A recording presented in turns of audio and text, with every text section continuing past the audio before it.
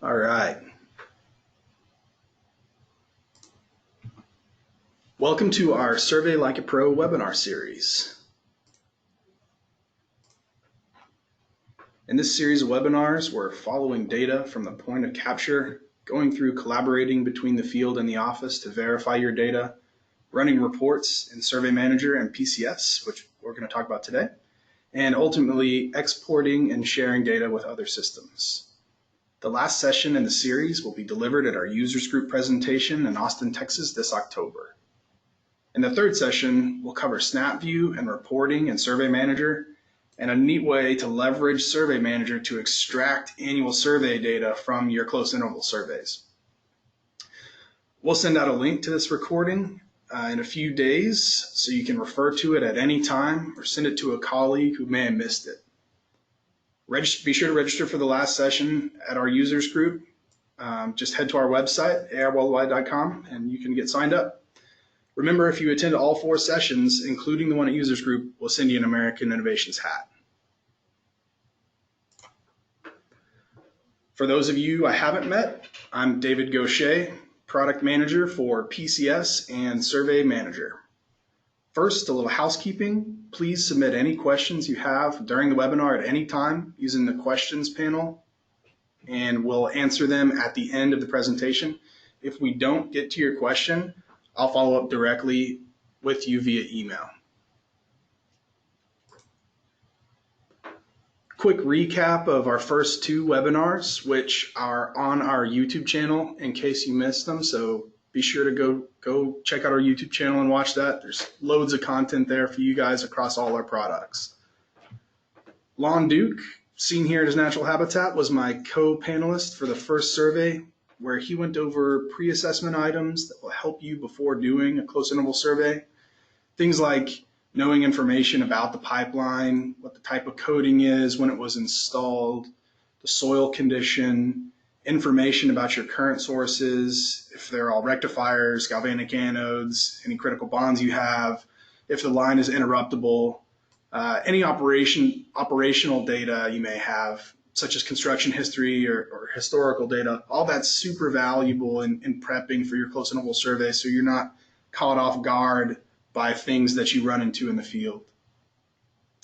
He also went over the right way to set up your Allegro, including some tips to stop your survey wire from breaking, highlighted some lesser known but critically important features, and went over best practices for troubleshooting your survey while you're in the field. In the second session, we taught you how to import data to Survey Manager with Allegro file formats and flat CSV files. We went through some of the secret sauce that Survey Manager brings to the table by automatically lining up your surveys and highlighting issues like unended skips or day plots going in the wrong direction with respect to the rest of your day plots, finding spikes, and we taught you how to use the tools in Survey Manager to quickly address those issues, all while maintaining an audit log so changes are tracked. Today, we'll build upon the previous 2 sessions by taking the data we've collected, corrected, and verified, and use it in Survey Manager to overlay it with other surveys, generate reports from SnapView, generate other Survey Manager reports, and we'll bring it all together by talking about how you can use both Survey Manager and PCS to do your job more efficiently. I'm really going to speak to 2 use cases in this presentation. This flowchart depicts the first one, which is leveraging SnapView. It's a module in Survey Manager designed to visualize and overlay data to gain insight on the next steps you should take now that your CI surveys are verified and complete. I'm also going to run through some of the additional reports that are available in Survey Manager and show you some neat things about them that you may not know about. The next use case I'll talk about is the common problem we hear from our customers. How can I easily extract my facility survey data from a close interval survey and import those readings to your PCS test points? So I have a scenario set up where I have 5 test points in PCS. They've been surveyed and the readings are not meeting criteria. So they don't meet 850 on, they don't meet 850 off. So the decision was made to depole the line so that we can measure those test points against 100 millivolt shift protection criteria. And rather than just taking the readings at those 5 test points, this particular line doesn't have any depole data, a depole CI survey. So the decision was made to go ahead and do a depole across the entire segment so that we have that information to be used to measure against our other close interval surveys. And the next step is going to be to take the pertinent data points at those test points and extract those depole values so that we can retroactively figure out how to measure those test points against 100 millivolt shift without going through a lot of work. Without further ado, let's go ahead and dig into the demo.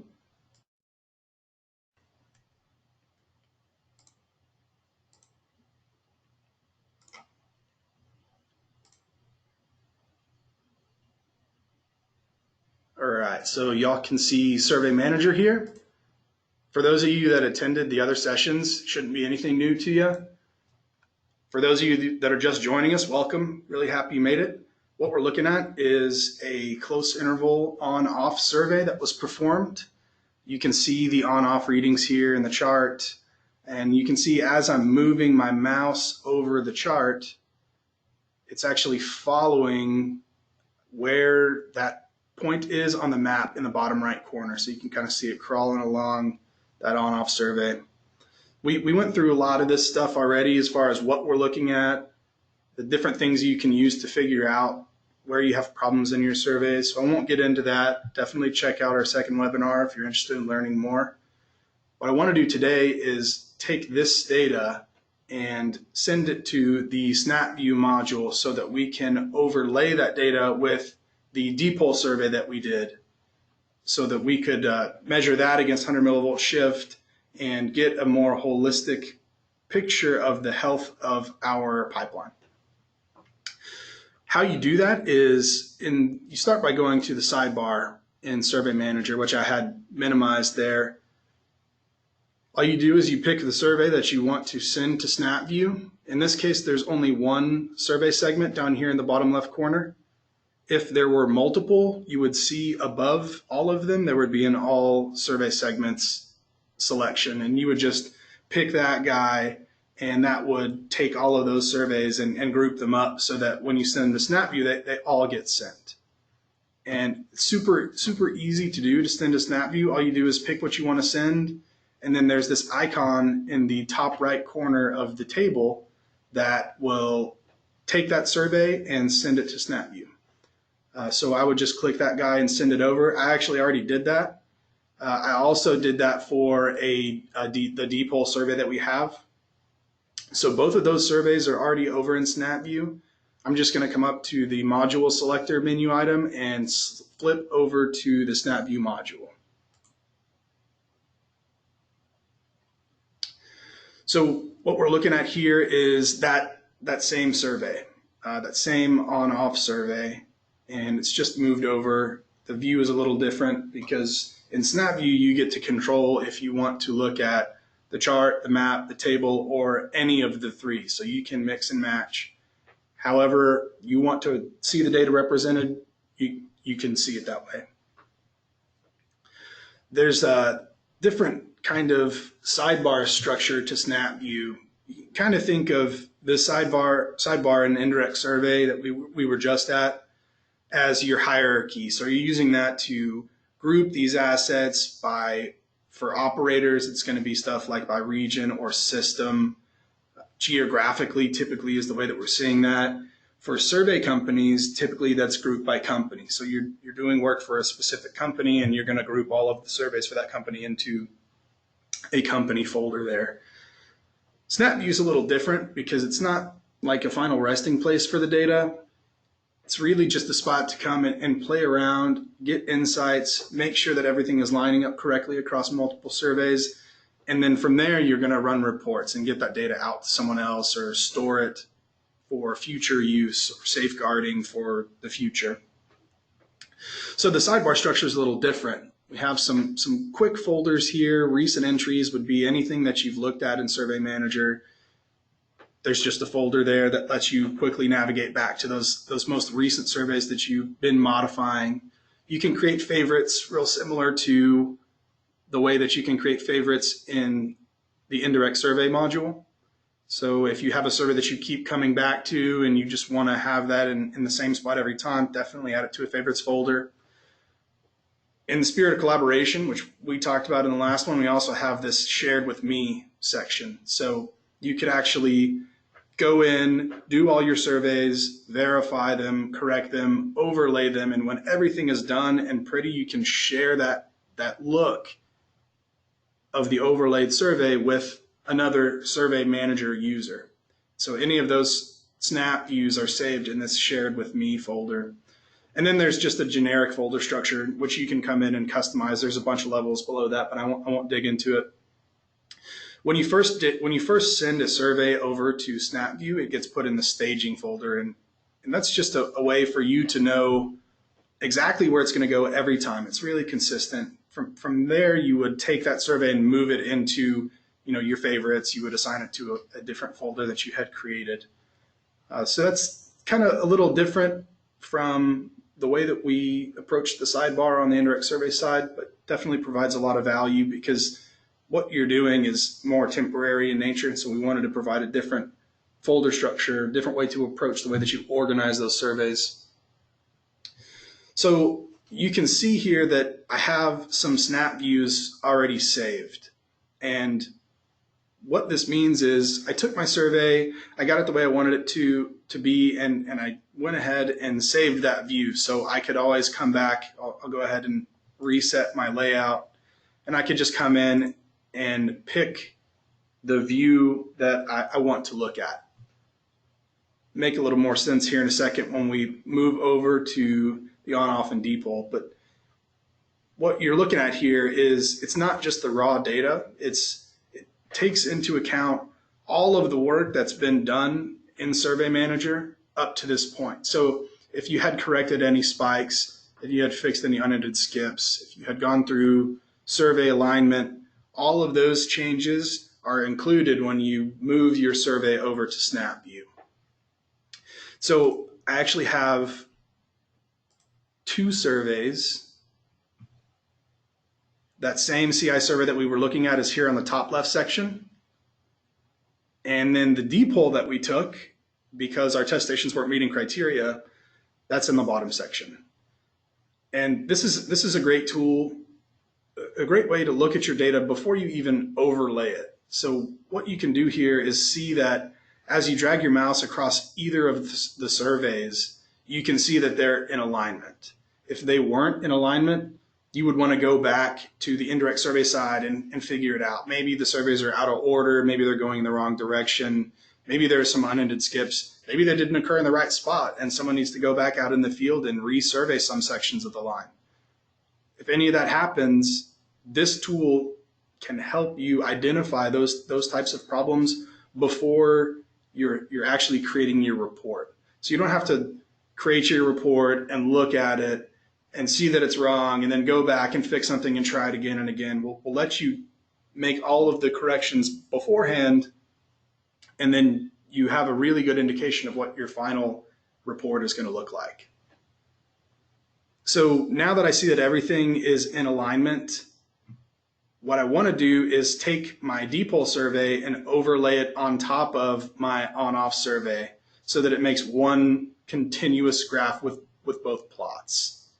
And the way that we do that is by clicking this little magic wand icon. You can see that the magic wand icon in the table section is on either of these surveys. And it's really important which one you choose, because that's going to be the base survey that's used, and the other surveys are going to come in and align on top of that. For those of you that are familiar with PCS, it's a little different than the way that we do our 100 millivolt shift protection criteria calculation for close interval surveys in the Indirect Survey Manager module. So if you're familiar with that, the only way to calculate 100 millivolt shift for those surveys is if the stationing is exactly the same in both surveys. So if it was off at all, you would have to go in and manually shift the readings, rubber band, use the tools in PCS to make sure that stationing lines up exactly. And at that point, once all that work is done, you would be able to calculate 100 millivolt shift. Well, this takes a different approach. It's a much better approach. It doesn't require you to go in and say this native occurred in exactly the same spot as the on-off readings that were taken. Because if y'all have done CI surveys, we all know that these readings are never occurring in the same spot. You know, I may go out in the morning and I had a bunch of tacos for breakfast and I'm primed and ready to go and I'm chugging along the line. And then after lunch, I'm slowing way down. I'm tired, want to go home, it's hot, whatever the case may be.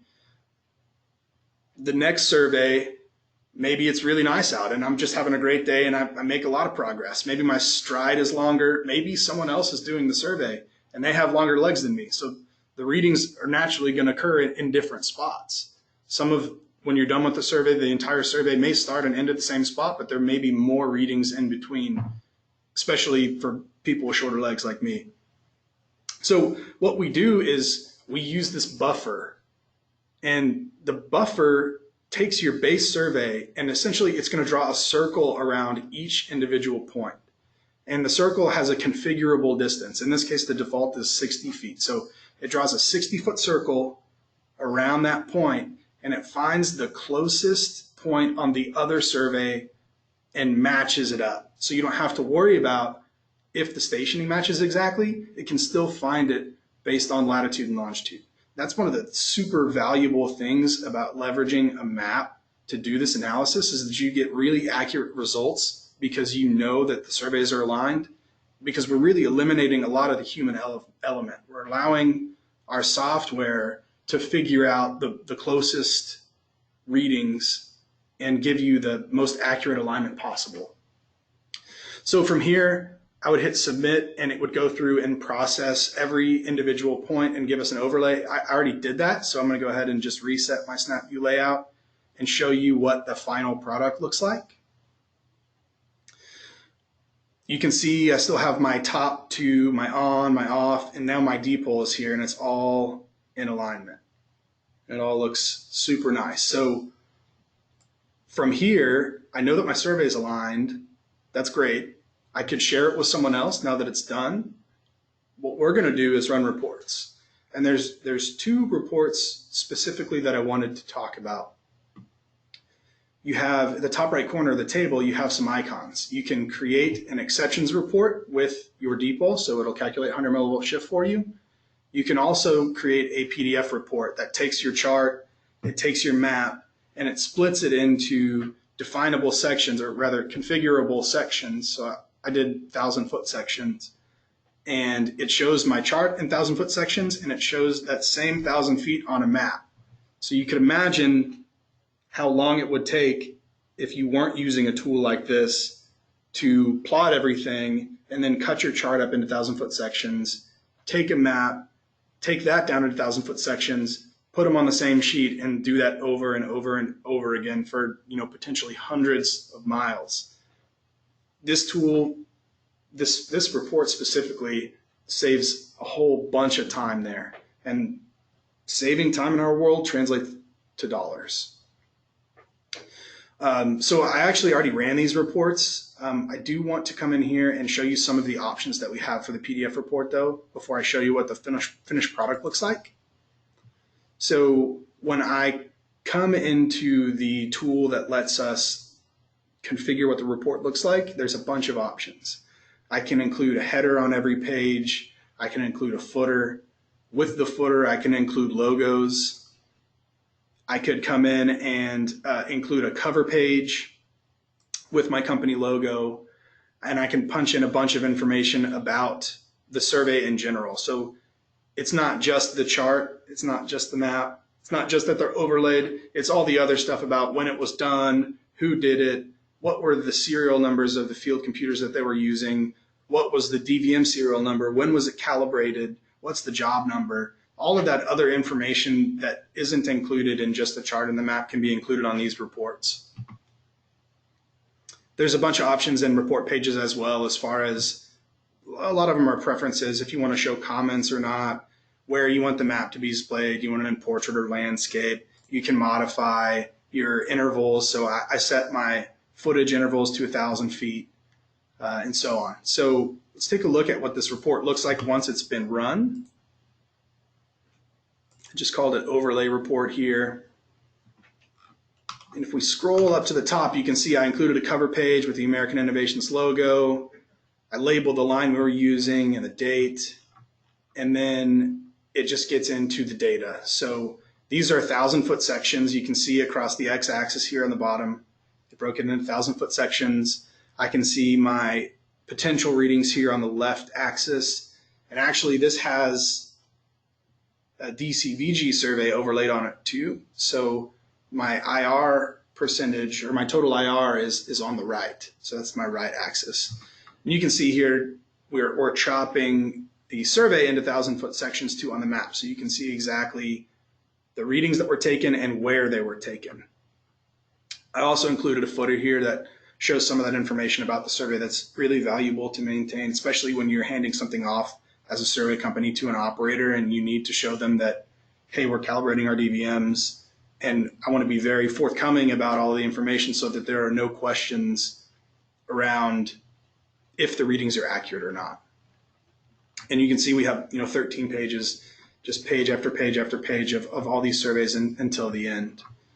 On this page here on the far right, there's my DCVG indication.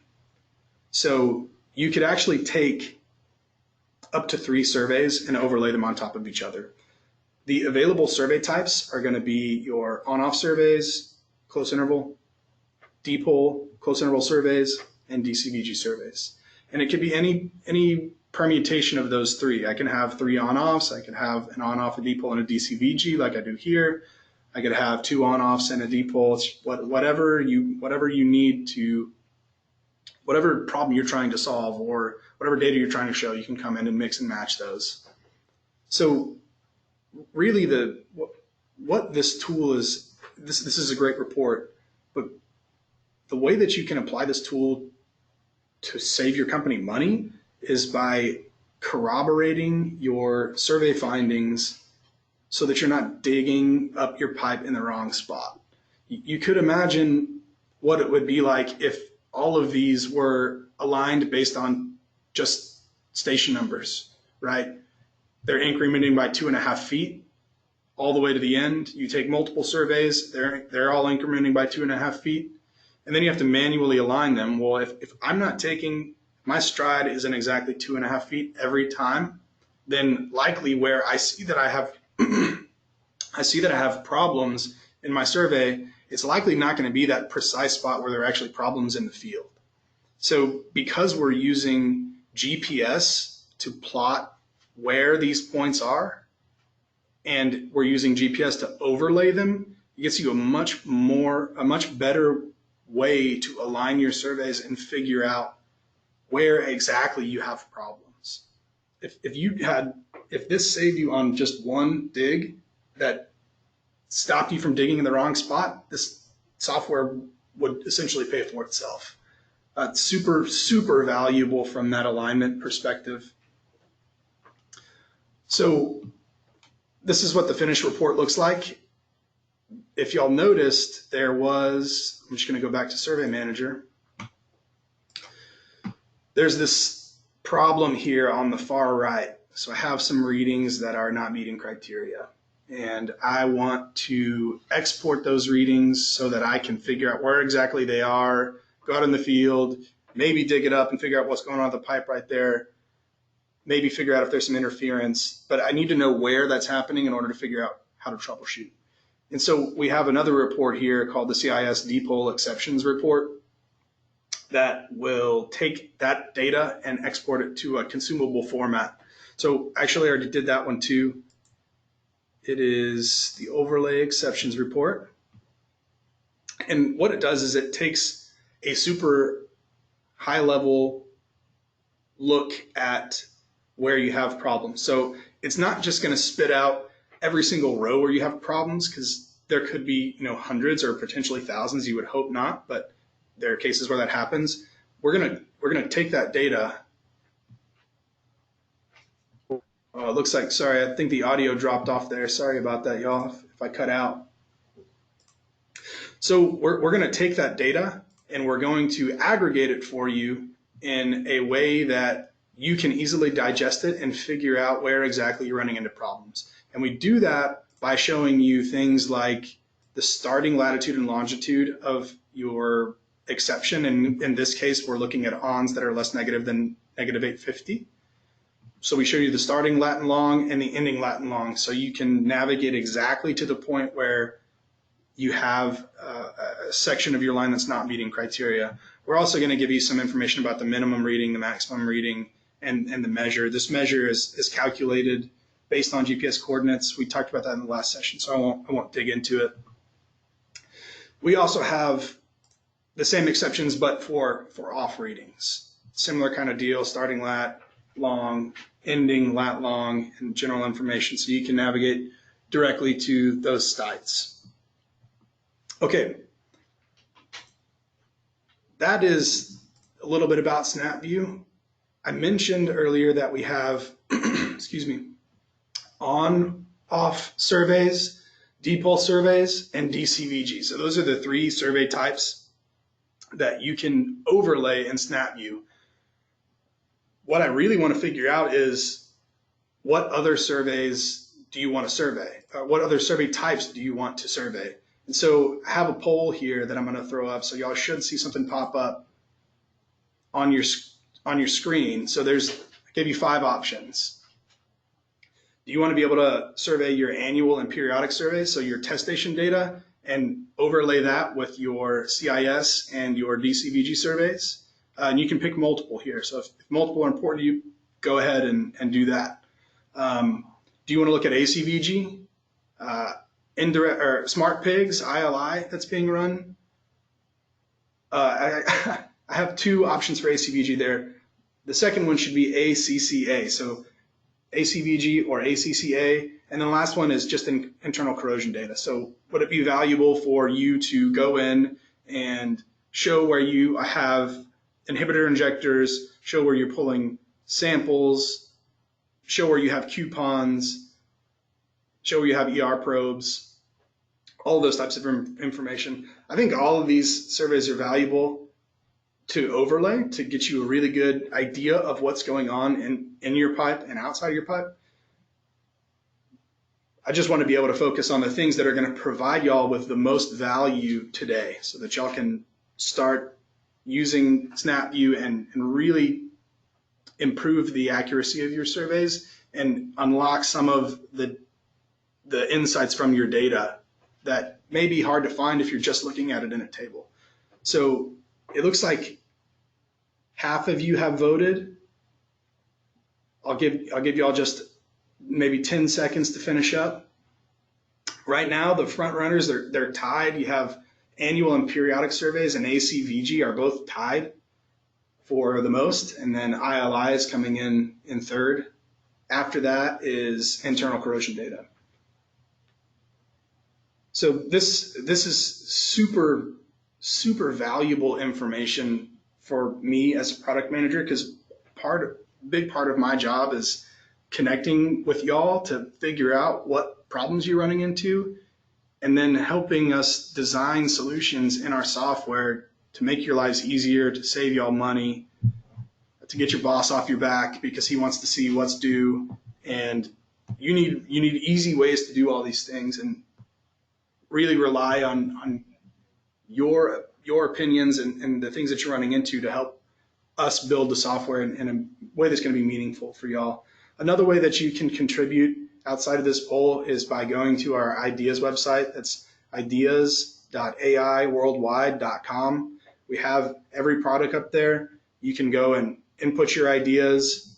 Other customers can vote on those. You can vote on other customers' ideas, and the product management team will reach out to you to get additional information, just making sure that we understand what problems you're trying to address, so the software that we're developing, the hardware that we're creating for you guys, are actually addressing your problems. So I'm going to go ahead and close the poll here. The results are in. Annual and periodic surveys is number one with 64%. ILI is in second at 55%. ACVG is at 45%. Sorry about the snafu. The second ACVG should be ACCA that came in at 9%. And then internal corrosion's at 36%. So super valuable. Definitely we'll focus on trying to get those annual and periodic surveys in so that y'all can take your point data and overlay it with your CI surveys. Thanks everybody for participating on that. So we're gonna pivot away from SnapView now. We're gonna go actually back to the indirect survey section of the application. There's one additional report that I want to show y'all, and I'm going to use our dpole survey to do it. So I'm just using the favorite section to quickly navigate back to it. And I'll minimize this guy just to give us some more room. So we have reports available not only to overlaid surveys, but we also have reports available to individual surveys. If all you want to do is get a survey on your on-off, you don't need to go to SnapView to do that. You can do it straight from the indirect survey module. How you get to those reports is by clicking on the Tools menu and then going to Run Reports. There's a few options here. The chart PDF is the one that I already showed you from SnapView. So it's the same report, just the one in SnapView has that overlaid data set. It's got your chart on the top, it's got the map on the bottom, it's got your cover page, your headers, your footers, all that information. The exceptions report here is very similar to the exceptions report that I showed you with the starting and ending lat long of where you have exceptions. You can configure what is an exception to you, and all that information is included in an Excel spreadsheet. The one that I wanted to talk about and where this is the one that we're gonna use to extract that test point data. So just to take a step back, at the beginning of the presentation, I mentioned a second use case. We're going to dig into that right now. Again, our problem is I have 5 test points that are on this line. None of them are meeting criteria. They don't meet 850 on, they don't meet 850 off. So I need to measure them against 100 millivolt shift to see if I am adequately protecting them from corrosion. The problem is I don't have any dpole data in PCS. So the decision was made, instead of depoling the line and taking those readings at each individual test station, went ahead and did a dpole over the entire survey. Now I'm faced with the challenge of taking those readings and pulling them out of the survey and importing them into PCS. If you remember way back in the first presentation we had, Lon Duke mentioned a specific feature on the Allegro in the CECI module that was essentially a quick way to customize your remarks list. So this ties into that. If you have a remarks list with test station as an item, or really any of the things that we're parsing out, this comments and objects report is going to recognize those keywords that we put in, the ones that we customized in the previous session, in the second session, where we went in and customized the keywords that it's looking for when we're looking at specific features in the survey. And it's going to group those into tabs in an Excel spreadsheet. So I already ran this comments and objects report. And this is what it looks like. Across the bottom here, I have a bunch of tabs. So it takes every single comment and it spits it out so you can see exactly where it happened, the measure, what the comments were, all that great information. And then the rest of the tabs are those keywords that Survey Manager can recognize because you told it what to look for, and it splits those into their own tabs. The one that we're going to be looking at is the test station tab. So for 5 test stations, maybe it would be easier to type them in. Imagine, if you will, that this is an actual CI survey and you have hundreds of test stations that you need to split out. Rather than typing all that information in, you can leverage Survey Manager to extract that data from your close interval surveys, and it splits it into its own tab. From there, it just takes a little bit of work to make sure that it's aligned with PCS. You have to match the row code in PCS. You may call that segment code or line code. You have to align it with the hierarchy in PCS, and then you have to line it up with the milepost of those test stations. But once you're done with that, you can leverage the bridge to import that data into PCS. So just to show you all what it looks like when it's formatted, we went from that guy to this. So I matched my row codes, I matched my milepost. I put in some inspection remarks here so that once these readings are imported to PCS, we'll be able to recognize them with respect to the other readings. So let's go ahead and switch over to PCS now. And I'm going to show you the 5 test stations that we have that are not meeting criteria. So I already have my row code selected in the hierarchy. I'm looking at the test point inspection tab. And what you can see here is that none of these readings are meeting criteria. All of those on readings and off readings are less than -850. My structure readings meet criteria field has this little black square in it. And what this little black square means is that it doesn't have enough information to calculate if it's not meeting criteria or not. That's because these test stations are assigned 100 millivolt shift protection criteria, and we don't have any native readings to calculate it. So it can't figure out if it's meeting criteria or not. The way that you would get this information out of PCS, rather than looking at it line by line or row by row, test station by test station, is by using the exception report in PCS. The format here, it's a columnar report. It's very similar to the rest of our columnar reports. This one is a little unique because we have these different report options. We can look for exceptions for the latest inspection only. So what this means is it takes whatever you have selected in the hierarchy, and it only pulls the very first inspection, the most recent inspection it can find, and then it applies the exceptions filters to that inspection to see if there are any problems with that particular inspection. The hope is that it says no readings are found, right? We don't want to have any exceptions within our data. That's an unreasonable expectation. We're going to have problems and we have to fix them. We have an option to show all exceptions. So this is with respect to your report date time frame. So if I could use this to say, hey, I want to look at the last 2 years and see every single problem that could have occurred with these facilities. Or we could say, I want to look at all the exceptions and I want to look at every reading after that has occurred since that exception to show that I fixed the problem. So this one's super valuable. When you're getting audited, you can show an auditor, hey, Mr. and Mrs. Auditor, I had this problem at my test station. I created a maintenance item to track what was wrong. I followed up on the maintenance item, completed the work, and I took a follow-up inspection that proves that the work that I did is increasing my potential readings so that I'm back on track. And here's the last 3 or 4 years of data that shows that I've been on track since that exception occurred. So different options here for different use cases. As we scroll down, when it's talking about exceptions, it's referring to these exception filters. So these filters are used for you to specify what is an exception for you.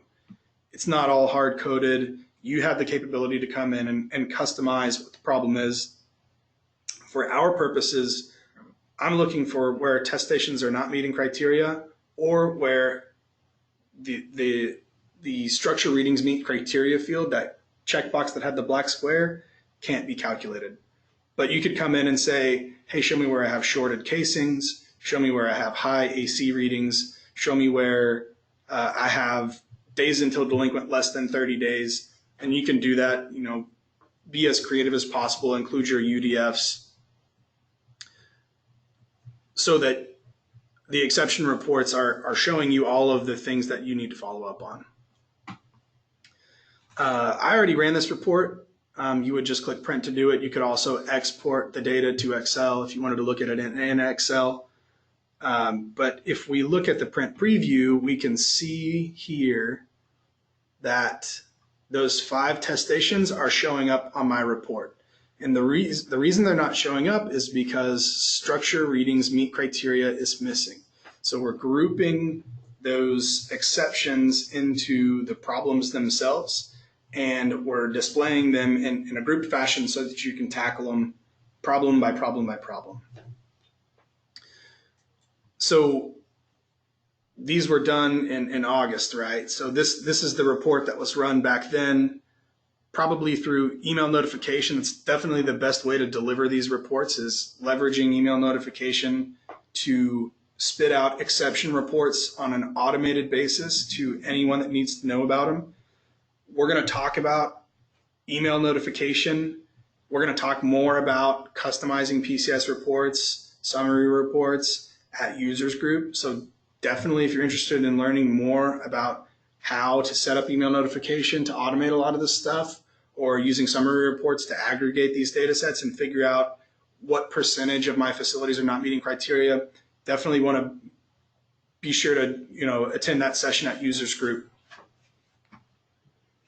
For us though, I'm going to flip back over to the bridge because I have my readings, my depot readings, they're formatted, and I need to import them to PCS, but I don't want to type them in manually. So I have a bridge set up. I'm going to sound like a broken record.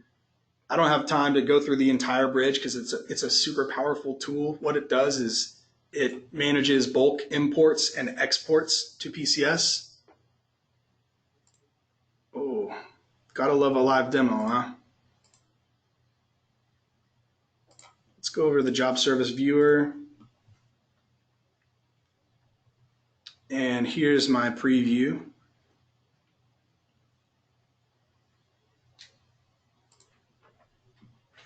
So I actually ran the bridge yesterday, and I left it in this preview state. So what the bridge preview does is it allows you to confirm that your readings are going to go to the right spot before you import those readings to PCS. So I deferred it so that I would have it ready to go for you guys, so you don't have to watch me go through and configure the bridge.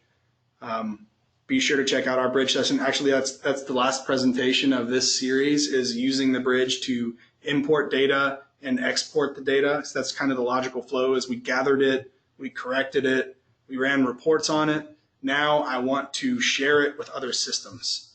So definitely join in on that. There'd be lots of great insight into how to use the bridge to get data out so that you can share it with other systems.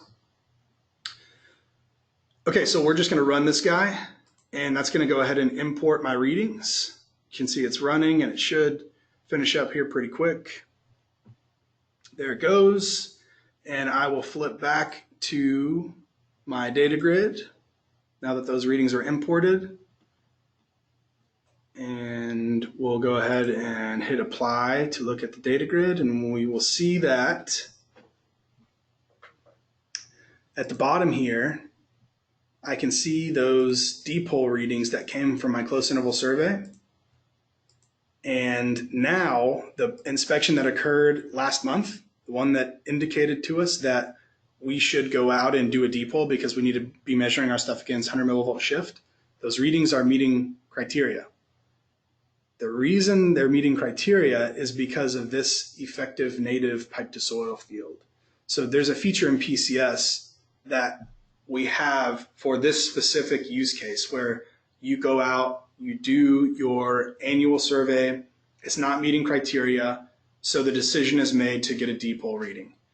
You're not always going to have those depot readings, so sometimes an inspection needs to look into the future by a specific number of days that you can control. And if a depot reading occurred after the inspection within that time frame, then it's going to pull that reading back and retroactively calculate what your previous inspections, the ones that already occurred, if they're meeting 100 millivolt shift criteria. So that's it. We showed that we can take that data that we gathered in Survey Manager, clean it up, align it with other surveys to make sure that the places that you potentially would go dig are indeed the places that you need to go dig. And then we extracted some of that data and imported it into PCS so that we can make sure that our annual survey reports are all showing that the problems that we're finding are being corrected so that when we're audited, nothing happens. All right. So we'll flip back to PowerPoint. And we'll open up the floor to questions.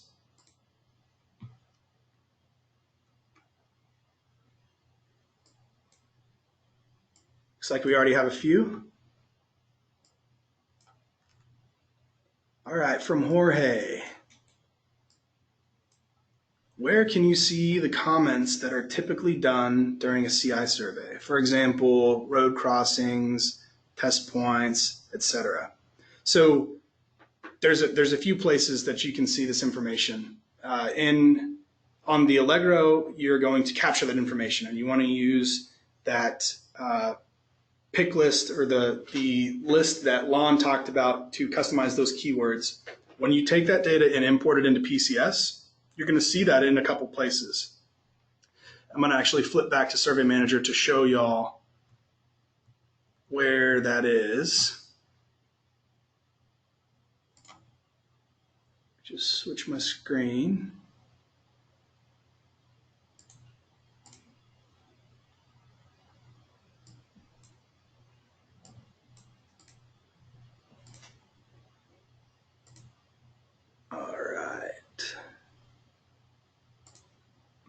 So I should be able to see Survey Manager now. Within Survey Manager, you can see in the table section, we have inspection remarks right here. So all of your marks are going to be here. You can come in and use filters on the table to narrow down the data set to the specific data points you're looking at. You can also see visual representations of those remarks in the chart. So that's what all these icons are across the bottom. Like this guy is a line marker. If I just hover over it, it's going to show me that. Where you have multiple numbers, it means that there are 5 comments in this section. And so I can just click and drag to zoom into that spot. Looks like we got a bunch of line markers here. Let's see if we have a different one. Here's one that's just an information, so it's an other remark. Survey Manager doesn't know the keyword to look for CL, stream, so it just tells you that there was a comment there. You would also see the things like test stations, road crossings, railroad crossings, anything like that. And you can actually go in and customize which icons you're looking at using the Icon Maps tool. So aerial markers, depth, fence, you can see depth of cover, all of those are the keywords that Survey Manager is looking for to populate those icons and create the Comments and Objects report. And you can see that we're looking for multiple different keywords here. If you want to learn more about that, definitely recommend looking back at the last 2 presentations to figure out the best way to set this up so that Survey Manager can understand exactly the things that the comments that are included in your surveys.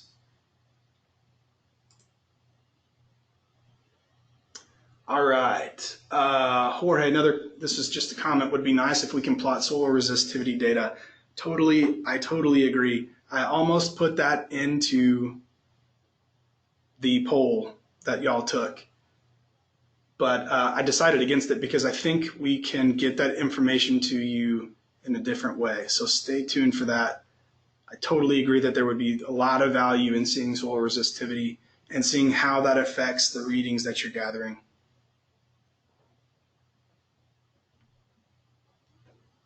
All right. It looks like there aren't any more questions.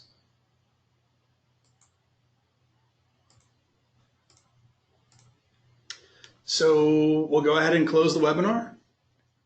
Thanks everybody for joining us. I hope to see everybody at Users Group for the final presentation in the series. Enhanced Data Analysis, PCS Bridge, and Export Options. For those of you that can't make it, we'll be broadcasting that presentation live from Users Group, so you'll still be able to attend online. Have a great day.